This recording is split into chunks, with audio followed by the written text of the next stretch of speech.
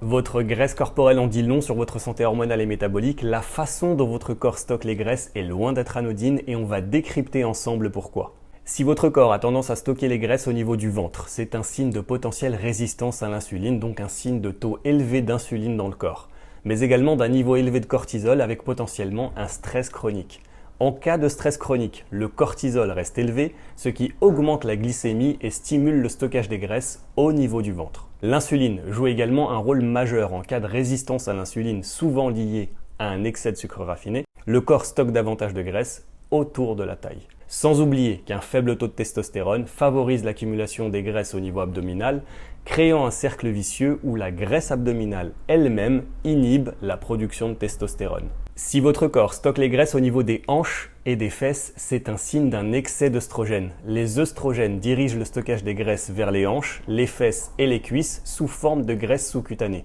C'est ce qui donne la silhouette typique en poire, notamment pour les femmes en âge de procréation. D'ailleurs, à la ménopause, quand les œstrogènes chutent, la répartition change, les graisses se déplacent vers l'abdomen, expliquant le ventre de ménopause. Si votre corps stocke les graisses au niveau du haut du dos et des bras, c'est un signe de déséquilibre androgène que l'on retrouve fréquemment dans les syndromes des ovaires polykystiques. Et si votre corps stocke les graisses au niveau des cuisses, c'est un signe d'un excès d'œstrogène, mais également d'une congestion du système lymphatique, donc un mauvais drainage. Et d'ailleurs, sur le sujet, vous avez 2 vidéos. Pour les hommes spécifiquement, si votre corps stocke les graisses au niveau de la poitrine, c'est un signe d'un déséquilibre entre les œstrogènes et la testostérone, avec une dominance des œstrogènes par rapport à la testostérone.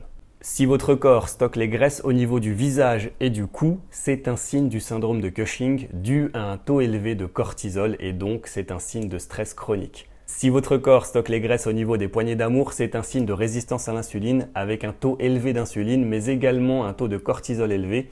Donc le corps stocke les graisses, notamment à cause du stress.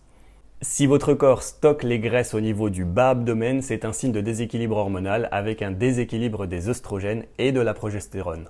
Et pour finir, si votre corps stocke les graisses de manière généralisée et sous-cutanée, c'est un signe d'une résistance à la leptine avec un déséquilibre des hormones thyroïdiennes. La leptine produite par les cellules graisseuses signale au cerveau le niveau d'énergie. En cas de surpoids, une résistance à la leptine s'installe, le cerveau ne reçoit plus le signal de satiété, ce qui favorise la prise alimentaire et l'accumulation de graisse. Et les hormones thyroïdiennes T3, T4 régulent le métabolisme de base. Une hypothyroïdie ralentit le métabolisme et favorise le stockage des graisses de manière diffuse, souvent accompagnée d'une rétention d'eau. Vous connaissez donc les secrets de votre graisse corporelle. Quant à moi, je vous invite à me rejoindre et je vous dis à une prochaine pour des astuces.